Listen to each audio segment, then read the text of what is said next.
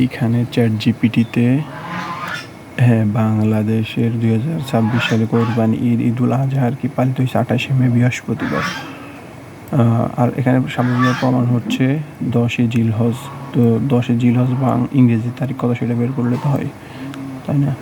Same একেবারে জেমিনিতেও আছে যে 2026 সাল পবিত্র ঈদুল আজহা মানে কোরবানি ঈদ 28শে মে 2026 বৃহস্পতিবার উদযাপিত হয়েছে। প্রমাণ ও হিসাব চাঁদ দেখার উপর নির্ভরতা হিজরি 1447 শিক্ষাবর্ষে জিলহজ মাসের 10 তারিখ ঈদুল আজহা অনুষ্ঠিত হয়।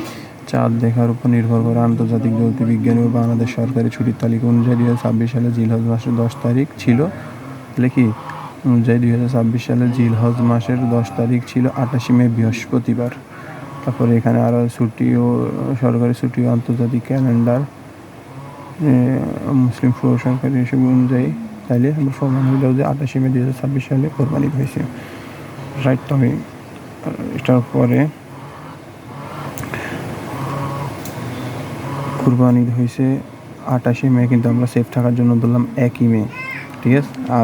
আজ হচ্ছে 28 আগস্ট। তো এটার জন্য কোরবানি হয়েছে 28 মে, ধরলাম আমরা 1ই মে, তারপর আজকে হচ্ছে 28 আগস্ট, তারপর আমরা সেফ থাকার জন্য দিয়েছি 31 আগস্ট। তো 1 মে 2026 থেকে 31 আগস্ট পর্যন্ত হয় 123 দিন। প্রতিদিন 10 টাকা করে জমা হয় 1230, মোট জমা 1230, কিন্তু আমরা ফাইনাল করলাম 2000 টাকা। ক্যালেন্ডার দেখো সব কিছু মিলে এটা হচ্ছে 1230। হিসাব দেখাচ্ছে 1230, কিন্তু এখন 2000 টাকা দিব আলহামদুলিল্লাহ।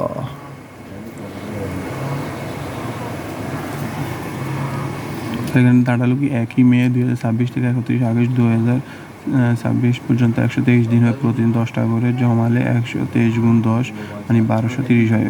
মোট জমা 1230। এত বেশি ধরার পরও, তারপরে এর ভিতরে অনেক দান করার পরও হয় 1230, কিন্তু ফাইনাল করার জন্য 2000 টাকা।